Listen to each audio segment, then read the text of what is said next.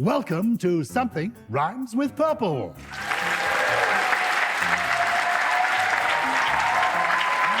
Wow. My, amazing.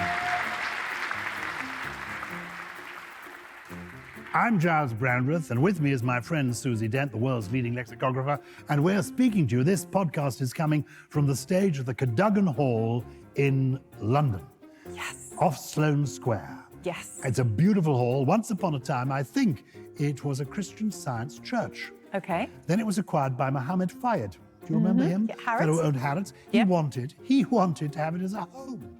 This room that we're in now, this huge hall, seating 600 people with galleries, wonderful hall, this was going to be his sitting room. I'm not joking. This room was to be his sitting room. Well, so for those who can't see us, we are actually in a sort of quasi sitting room. So we're sitting in some lovely purple chairs with our purple cushions and our purple iPads, and everything is purple, apart from Gyles's jumper, which is a Snakes and Ladders jumper, I think. It is. It's a reminder, if we needed it, that sometimes one goes up in life and sometimes one comes down. Yes. So that's why I'm wearing this. And we've got a lovely audience of purple people and some people who are new to the podcast. This, I think, is our 148th edition of Something Rhymes with Purple. What are we wanting to discuss today? What are we going to talk about? Well, it's been very easy to get sort of down, hasn't it, in the last few years, and to get sort of bogged down, I suppose, in the language of despair, because so many of us have been feeling that over the last couple of years.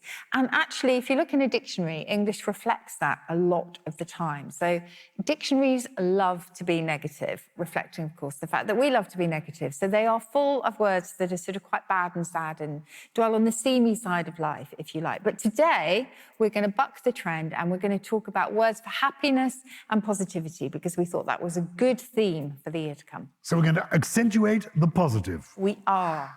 When you say that the language is negative, in terms of emotions, there are many more words, you're telling me, that describe the depressing, the down, than there are that describe the positive and the up. Yes. And when you say that, how do you know that? Have you been through the dictionary counting, or is this just anecdotal? No, but you can just tell. You get a flavour every time you visit the dictionary. So I used to think it was just dialect dictionaries, because I do genuinely spend quite a lot of my time just flicking through dictionaries. You know, I do it on the podcast as well, don't I? I'm literally looking at my screen, looking at virtual dictionaries. And if you look in a dialect dictionary, regional language, you will see that we love to gossip about other people and we love to insult them. So go back 50 years and you will find hundreds of words for people who are bow-legged, bandy-legged, sort of have smelly armpits. I mean, we just, yes, that does not include you, Gyles. So I have never had the occasion to use it. But lots and lots and lots of different words for those. And I thought, OK, that makes sense, because dialect is largely spoken and we are gossipy by nature. But actually, look in the normal OED as well, and it's quite difficult to pull out the positive words. And when I do find one, I just leap on it and think, finally, you know, this is one that we can use. So as we will see, I mean, take the letter A, OK? So I've just taken a handful of words from the letter A, just to give you a flavour. So there's a panthropy. A panthropy? Yeah, so a panthropy is the desire to be away from other people, which I always think is quite useful at Christmas time. If you're feeling slightly apanthropic, it's just, please leave me alone, that kind of sentiment. Then you've got abhorrence. Abhorrence? Then you've got abdabs, as in the screaming variety. Hold on. Give me the origins of abhorrence. Abhorrence, so to abhor something, yes, and the horrere bit actually gave us horror and horrible, as well as horripilation. So do you know what horripilation is? I've got some cream for it. Okay. Horripilations, what is horripilation? Yes, well, you might have cream for it. It is when your hair stands on end. Oh. So horripilation is, you know, when you get those cartoon cats, the scaredy cats, and their hair's just sort of standing up in a kind of shock. That is exactly what horripilation is. So that is what something abhorrent does to you. This is why people listen to Something Rhymes with Purple. There is a word for the hair standing up on the back of the cat, and it's horripilation. Horripilation. So when you see that, like that, oh, look at that horripilation. Yes, and that's amazing. What gave us horror, as I say, abhorrent, anything that just makes you kind of stand back in horror. Then there's all overish, if you're feeling a bit all overish. That is probably the 18th century equivalent of meh, as well as fobbly mobbly, which Forgive is me, one of my favourites. all overish? Is that old? And that means, how are you feeling? All overish? Yeah, a bit all overish, just a bit And this meh that you use, that's MEH, is it? MEH. We And never what use is- that. What is, no. What is the origin of Well, MEH? it's kind of, if you were to express it in emoji terms, it would just be a sort of straight face. Has anyone seen the Emoji Movie? No? Okay. There is, it's not the best, to be fair, but there is a lovely emoji who is meh and wants to be anything but. So it's a just kind of, I'm just Meh. Meh. And Yeah. how recent is meh? Very. So I think, if not this century, then very late 20th century. Quite a few words come from The Simpsons, the television series, don't Dough is what you're they? thinking. Dough. Yeah. Dough. D-O-H. Okay, go And I'm on. going to stick with the A's. So we have excedia.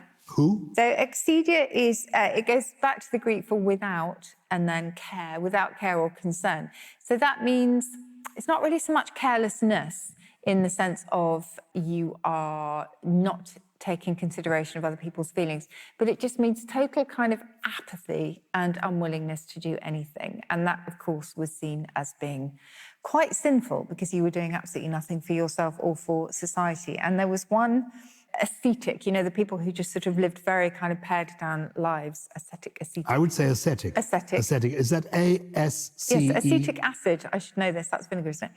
Yeah, A-C-E-T-I-C, isn't it? A-S-C-E-T-I-C. Yeah. And this was one who lived in the Egyptian desert, and he called Excedia the demon of noontide. Demon of noontide. Yes, so that was when he wanted to sleep and do nothing at all. So anyway, it's just another example of something that's not particularly good in the dictionary. And then you have one of my favourite recent words, recent coinages, which is a blend. So one of the most productive ways of creating new words these days is mashing together existing words. And we've been doing it for ages, as we always say, with brunch, and we've had bromance and that kind of thing. This is anticipointment. And anticipointment is when you've been really looking forward to something for so long. Hopefully this is not going to apply today. And then you're there and it's just, it's anticipointment. I think it's a brilliant word, anticipointment, because that happens so often, doesn't it? It does. Or I suppose it could also mean just the knowledge that something is going to be disappointing, I suppose. But I prefer the first one because we've all been there. Anyway, there are so many. But actually, in between these, just in the corners of the dictionary, you will find something called ataraxy, which is such a horrible sounding word. But Can you actually, spell it out to me? A-T-A-R-A-X-Y, ataraxy. Ataraxy. And it means a state of serenity. Again, from the Greek for being not being disturbed. Not a very nice sounding word, but it is there. But shall I tell you where happiness itself comes from? I want to know because about we're going to happiness. talk about being happy. And in some ways, this just sort of sums it up, really, because it's all about chance or luck. That's exactly what hap meant. It was your fate. You left it up to your destiny to bring you good fortune. Mm-hmm. So to be happy actually was to be blessed with good fortune, but it was a matter of sheer luck.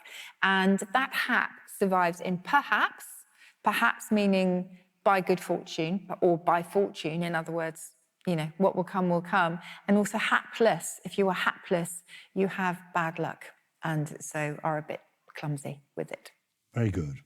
Okay. Any other A positive words? Well, not just A's, but I was going to tell you about the orphaned negatives that I so often talk about and made it a bit of a mission last year, or the last couple of years, to bring them back. Do you know what I mean by an orphaned negative? No. Okay.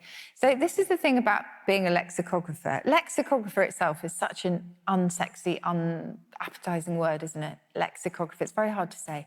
And the job that I do comes with vocabulary that sounds really alien and off-putting. So we study these beautiful, vast databases of current language, whether it's text messages or chat rooms, blogs, transcripts of newspapers, tabloids, journals, novels, you name it. And that's how we study language in action. And they are called corpora. And yet they are the most amazing living things. So orphaned negatives, another sort of slightly strange word, but these are the words that actually began with a positive most of the time, and then the positives just fell away and we are stuck with their negative Like counterparts. unkempt. Unkempt. Kempt is a real word, is it? Kempt is a real word. It goes back to the German gekempt, meaning well-combed. Lovely. Yes, so if one's you're kempt, you're well turned out. But unkempt is the word we use all the time, meaning not well turned out. Couth. You can be couthy in Scotland if you're nice and polite. Couthy. Couthy. But you are uncouth these days because that's the way that we prefer to see the world. And thanks to P.G. Wodehouse, one of your favourites, we could be gruntled as well. Oh, that was a genuine word? That was him. Well, to be fair, gruntled was in the dictionary before, meaning to grunt like a pig or grunted like a pig.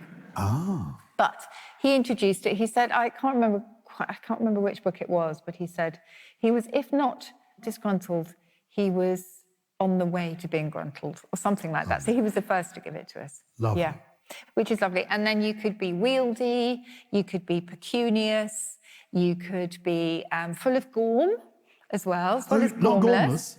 Full of gorm, so it's a Viking somebody, word. oh, you're really gorm. Yeah. That's a compliment. You can be full of gorm. So gorm was care, heed, consideration. Oh, so you're somebody... Oh, how interesting. 'Cause I think if we use the word gormless, it would be meaning stupid. They're gormless. Yeah, but not... It's just being But that doesn't... So in fact, it means heedless. Heedless. I mean, unthinking, thoughtless. Unthinking, yeah. But gormless is almost... I suppose you're sort of clumsy because you're not paying attention, possibly. But to be gorm-like was to have an intelligent look about you. Which is great. Nice. So these are all for negative. So we have lost those. You could be full of ruth as well. Ruth meant compassion. You could be feckful as well as feckless. And so the list goes on and on and on. So what you're proving to me is that we like to accentuate the negative. Yes, we do. I do remember you saying to me, but I can't believe this is true, that there are virtually no synonyms for love, but there are a multitude for hate. Yes. Just unwrap that. What do you mean when you say that? Well, if you look in... This is the brilliant thing about the Oxford English Dictionary, for anyone who can get their hands on it, and you can get it online now as well, is that it actually now has a historical thesaurus attached to it. So you can look up any word, gormless being one of them, and click on the thesaurus thing, and you will find all the synonyms for that particular word through history. A thesaurus is what? A thesaurus is a collection of synonyms, really, but it goes back to the Greek for treasure house. A thesaurus is a treasure house. It's a treasure house, yeah. I love it. For treasure. Yeah. So if you look up love and you look up hate, you're telling me the list under hate is a lot longer than the list under love. It is, unfortunately. And if you go back to Old English, it wasn't really always that way. So there was a great word, win, which was actually part of the runic alphabet, but that meant joy and happiness. And you could find all sorts of different, it was W-Y-N-N. You could find all sorts of different kinds of joy and different kinds of love. But those have faded away. So we really only have love. And love is such, I mean, there are so many aspects of love, you know, so many different manifestations. Is this the noun love, you mean, rather than the verb? Yes, but even as the verb, you know, there aren't really that many that would express it.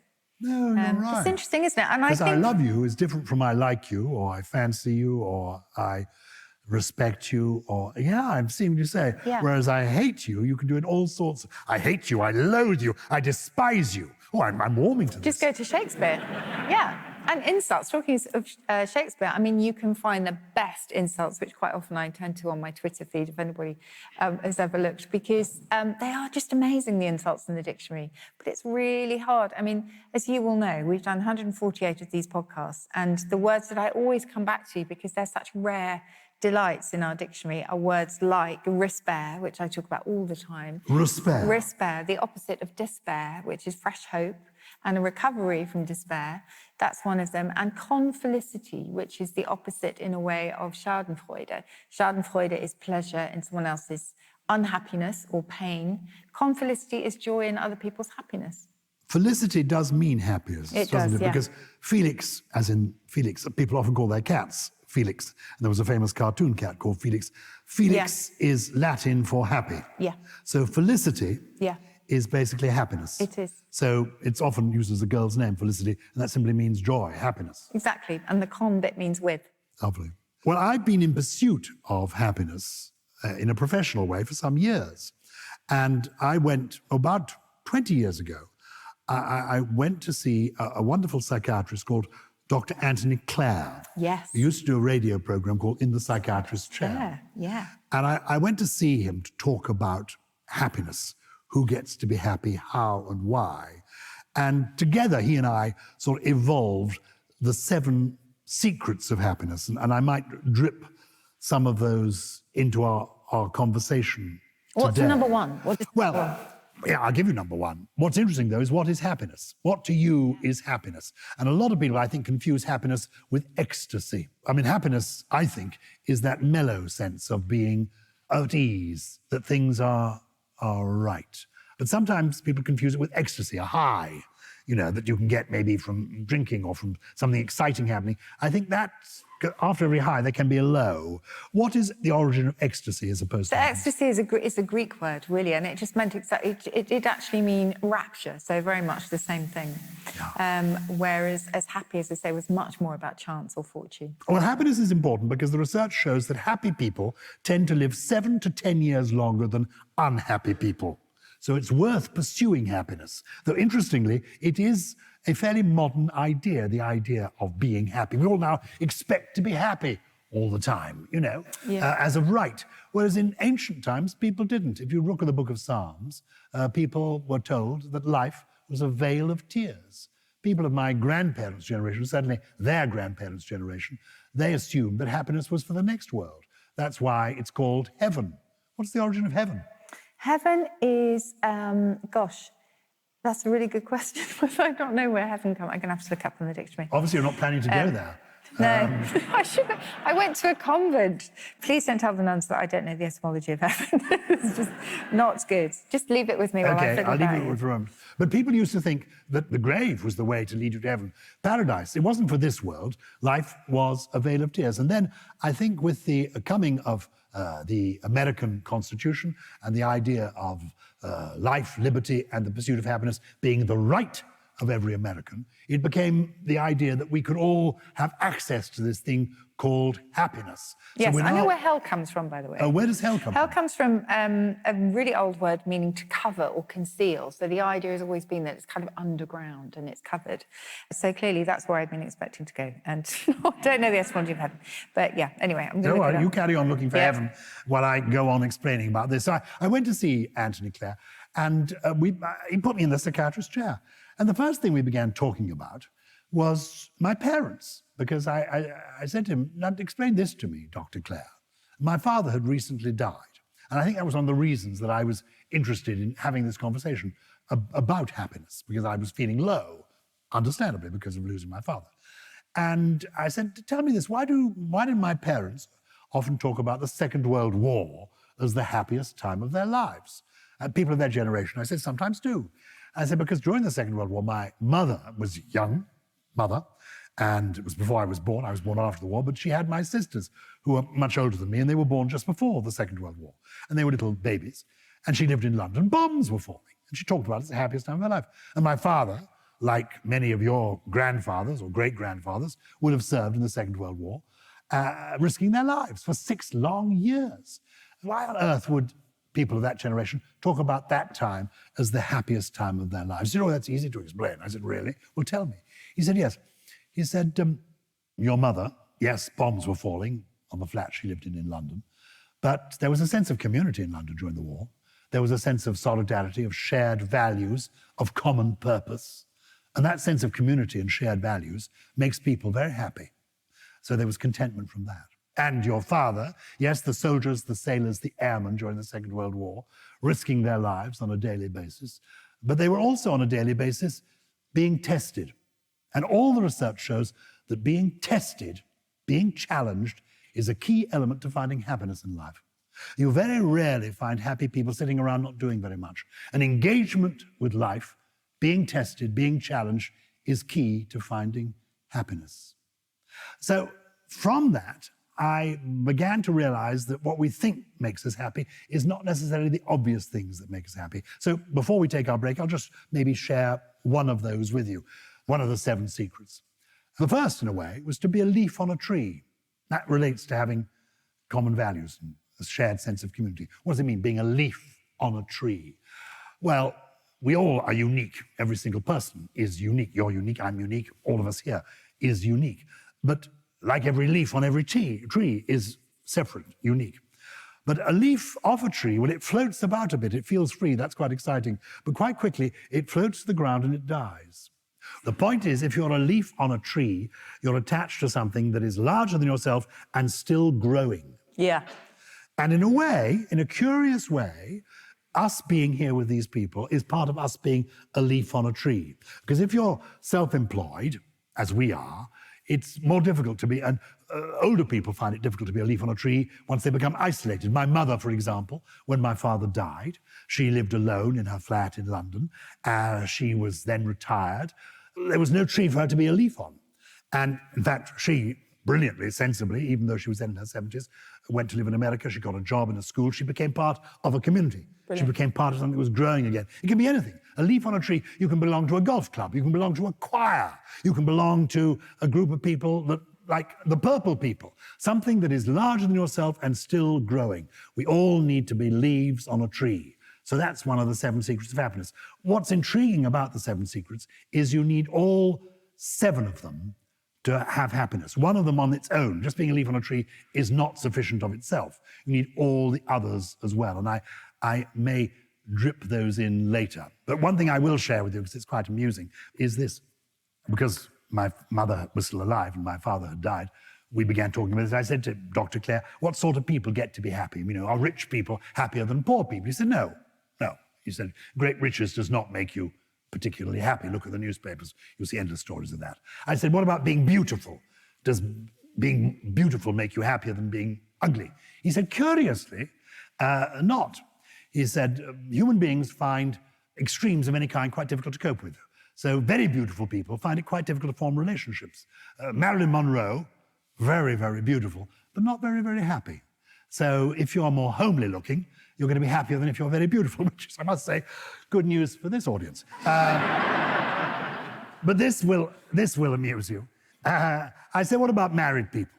And he said, well, on the whole, married people are marginally happier than unmarried people, and married men tend to be happier than married women, on the whole. He said, but an interesting thing happens when, with 2 married people who married a while, one of the parties dies. He said, a couple, when they've been married, if the wife dies, the husband, within 3 years, he will either have remarried or he will be dead himself. Wow. Within, long-standing couple, one of them dies, the wife dies, the husband, within 3 years, he showed me the charts. Within 3 years, the husband has either found a new partner or he is dead himself. And I said, what happens when it's the other way around? He said, well, when it's the other way around, when the husband dies, for the woman, it makes no difference whatsoever. I love that. I'm feeling slightly better about not knowing the etymology of heaven because nobody does. It says origin unknown. And interestingly, it might also go back to the idea of being covered in a word meaning that, but who knows? Who knows? Who knows? There were some traumatic moments during the interval because more than one person came up and said, dough, dough. Nothing to do with The Simpsons, much earlier than that. Laurel and Hardy. Oh. That's what they're all saying. Wow. So are they right? Well, I do know that I'm just trying to find if I can actually work out how to use an iPad.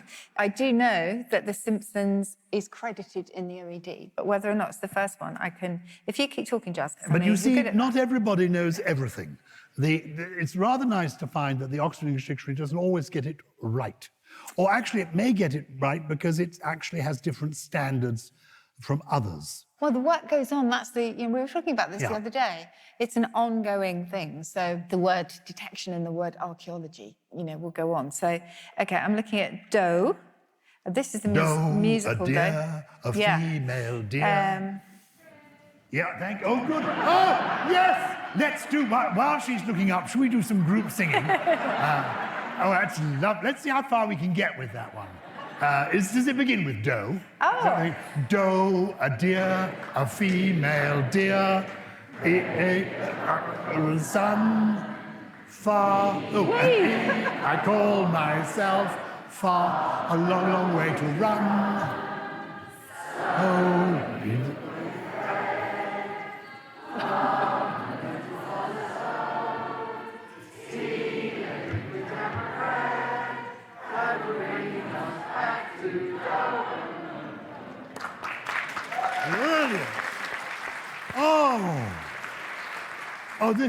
What a musical. Oh, I mean, honestly, I sensed there was almost an erotic charge during that. I mean, we all just came together in the most amazing way. As per usual, when there was an erotic charge, I was looking at the dictionary. And I can tell you, 1945, and it was that radio show, Itma. Itmar. Yes, Itmar. it's that man again. That's the first mention of dough. And then the Simpsons are there, but not until, much, much later. So there you go.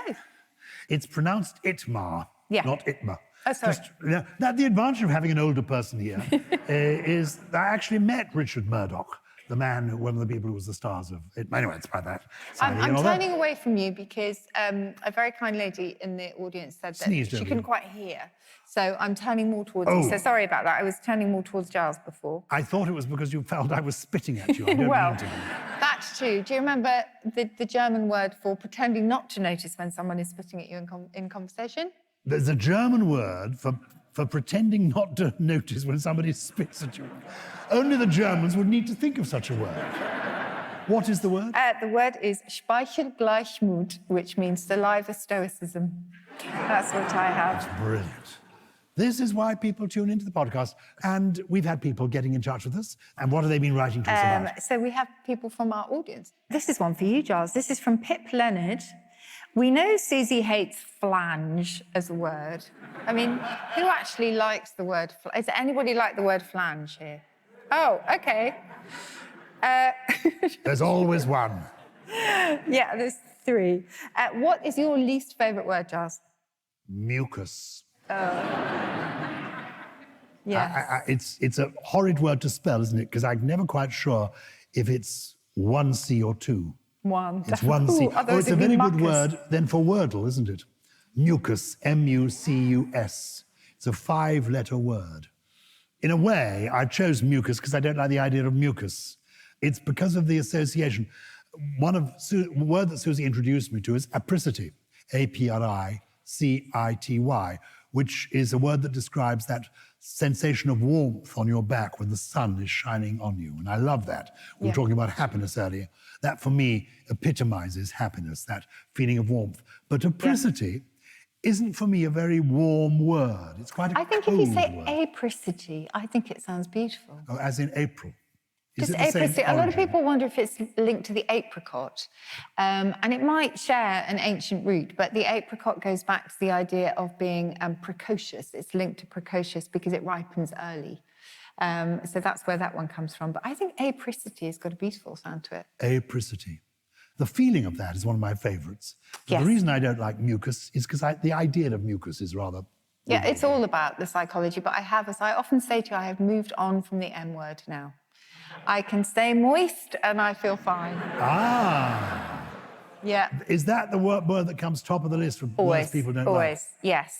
But I think I decided that too many people didn't like it, so it needed to be loved. Okay. I'm not sure I'm there with the love bit yet, but... And I always put it together with gusset, do you remember? Oh, gusset. Yes, there's something quite uncomfortable about the word gusset, isn't there? Ooh, You'll be advertising them soon. OK. Thank you. This is from, what a name, Troy Ezra. That is the most amazing Troy name. Ezra is in the room. Are you related to George? Oh, OK. It's a brilliant, brilliant name. Why do we have so many words that mean very different things, starting with para? Paragraph, paranoid, etc. Well, para meant essentially, for the Greek, it was beside. So a parasite, for example, is somebody who sits beside you at the table and pinches your food. That was the original word for that. And we have paranoid, because paranoid means to be beside your mind. So it's almost like you are beside yourself. So para, beside, and then it comes from the Greek for minus. So beside or through is quite often where para comes in. And paragraph goes back to the idea that there was a marker in a manuscript that showed for a division of the text. So it's beside the main text, if you like. So they do often quite have a common thread to them. But suffixes and prefixes in language are really complicated because they can mean different things. Paradigm. Paradigm. What does that mean? Yeah, so a paradigm, that's a really good one. OK, I'm going to... So you ask me all sorts of complicated A paradigm is a kind of perfect pattern, isn't it? A paradigm for something. It's a model, isn't it? A model. Paradigm. Yeah. So that would be an example of model, and it comes from para, beside, and then actually we're not sure about this, but it is linked to a Latin word meaning to show. So it's to show, to set alongside something else so you can follow it, I suppose. It's a model or pattern to follow. Very good. Yeah, Okay. I like that. I'm just going back to the questions here. We have something from Harriet, our producer. You've skipped some of the script, so if you have a chance to go back, that would be great. Thanks, Harriet. Okay. We'll go back to that, but there's one more here. I'm not sure, Richard, if I'm pronouncing your name right. Katma? Yeah, thank you, Richard. Can you shed some light on the origins of palm of the hand? Is it anything to do with the trees? And yes, it does, because the idea is that the palm leaves actually look like fingers. And fingers come into lots of different things, lots of different pies, because date as well.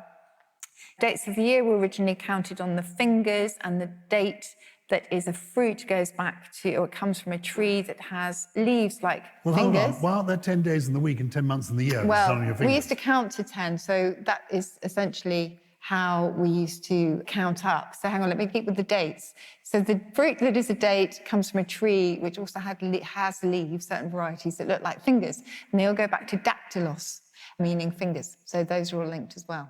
Like, what did you just ask me? Well, if you're saying that fingers give you the number of days in the week and months in the year, why aren't there 10 days? Well, that's why we get digits. So digits are fingers. So the idea of digits, it was 1 to 10 originally. I appreciate that. Yes. That bit I've absorbed. So I don't know why we But you were linking it to dates. I don't and know. I'm simply saying, Honestly, why are there not 10 days in the week? Yeah, well, different numbering systems, they're really complicated. I think go back to the ancient Egyptians, they had a different one, and it was all linked into the planets and the planetary influences and stars, etc. We could do a whole episode on this, actually. On counting. On dates and on counting time. Yeah. Our plan is to come back occasionally to the Cadogan Hall. And if we do, we will always come with a different subject to talk about. So it won't be the same old stuff. So we might talk about dates next time. Yes. Yeah, anyway, go on. Right, Other well, questions? we haven't got any more questions here, I think, but I am going to try and answer Harriet's questions to what we've missed out, which is, oh yes, happiness, seventh heaven and cloud 9. I think Harriet really likes these, so she wants us to The talk about definition of these. being on cloud 9. And in seventh heaven. And in seventh heaven. Yes. Tell us So do you know these? Cloud 9, I think, dates back to somebody like Aeschylus or Aristophanes. Okay. Well... Over the years, I just let people into this. Over the years, I found this a very useful way of flooring her. I usually say, I think you'll find Plato says something quite interesting on this, and for a moment, she's lost. I have to say, the first time I met you on Countdown, I think I was astounded because you would come across a word and then you would say, yes, first used in 1822 by Harold Estner. And I was thinking, how does he know this? This is not in the dictionary. And it turned out that quite often it was just something to say. It was so convincing. The truth is... But for ages I thought, I was so impressed. Now, this is, if you're a regular listener to this, basically I invent things as I go along. It does. And Susie checks it in the dictionary. But I have to invent things as I go along to give her time to check it in the dictionary. That's true. That is very true. But okay, so at Cloud 9, there was, in fact, a Cloud 8 and a Cloud 7 originally. So when it comes to numbers, and it would be a lovely theme to revisit, quite often these are just arbitrary choices. So we have dressed to the 9s, and there are so many the theories as to why that is, to give it the full 9 yards, that kind of thing, the whole 9 yards. But in this one, there was a Cloud 8, and there's a lovely quote from the comedian George Carlin, who said, Cloud 9 gets all the publicity, but Cloud 8 is actually cheaper, less crowded, and has a better view, which I like. But what were Cloud 7 and 8? What was the point of them? So the idea is there was an international cloud atlas. So this is where some people point to the origin. And it classified 10 basic types of cloud. And the loftiest one and the fluffiest one was the cumulonimbus. So the idea was that if you were on that one, you were high above, just enraptured, really, in the heavens. But also there was a radio show in the 1960s in the US in which a character called Johnny Dollar. Did you ever listen to this? No, 'cause it was in the US. And he was a fictional insurance investigator, and he used to get up to all sorts of scrapes. And whenever he was knocked unconscious, he would be taken to Cloud 9, and that's where he would recover. So a really sweet history. And seventh heaven is just in a lot of religions, a lot of theology, I think it's Islamic theology and in the Talmud, in Jewish theology, God is said to exist in the seventh heaven with the angels, dwell with the angels and the souls of the righteous and of the unborn. So to be there is to be with God. I love the idea of angels with wings. Yeah. I'd be so disappointed if I get to heaven, it's not like that. I want it all on clouds, and I want lots of angels, archangels. Lots and lots of fluffy clouds. And I want St. Peter at the gate with a big book, you know, checking. I'd be so annoyed when I see you going through the fast track ahead of me. I don't think that's going to happen. Any more questions? No, well, I've got some lovely more words for you, and then we can go to the audience, yes. definitely. So what you were going to ask me, I know, because I could just see it was coming to you, is if you were going to ask me whether there were words in other languages that are better at conveying happiness than English is. Isn't that what you were going to ask No, me? not for a moment. This is... Something Rhymes with Purple, we celebrate the English language, the joys of the English language. But of course, we have to be inclusive nowadays. And you want us to include foreign tongues? Are there words, Susie, in other languages that express happiness? Funny you should ask that. So, yes.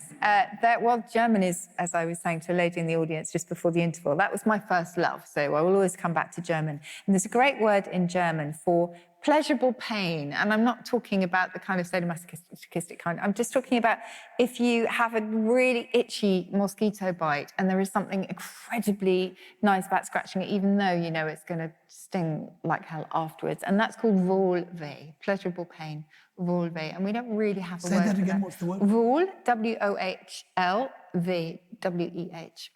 Wohlweh. Yes. Wohlweh. Yeah. Pleasurable pain. Pleasurable, you don't like that one. Okay. So there is also, this is a very recent coinage, and we love to go back to classical languages if we want to invent a new word, because it just sounds posh and it sounds good. And this is strikehedonia. Now, hedonia, as you might guess, is linked to hedonism and hedonist. It's all about pleasure. And strike is in the sense of striking out to a new destination. So strikehedonia is the pleasure of saying, to hell with it. Oh, I like that. It's great, that. isn't it? Strikehedonia. Yeah. Anyway, Gyles, we've got to do it before. We've got to finish in a minute. And Yeah, we've got we to do have. my trio. No, we've got to do the trio. Oh, we've got to do the trio. Yes, Oh, yes. we got to, have. before we get a note saying, don't forget to do the trio, Yes. let's do the trio.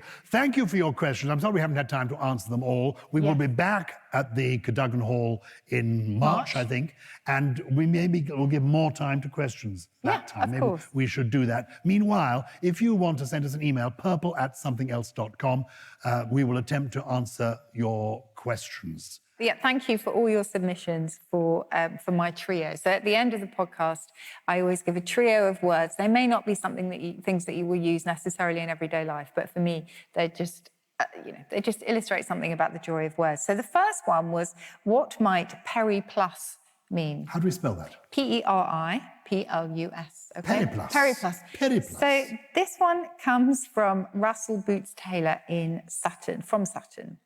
So a periplus, says Russell, is the secret off-the-menu sauce at Nando's, which, if overindulged in, may make you walk funny for 13 days. Unlucky for some, which is brilliant.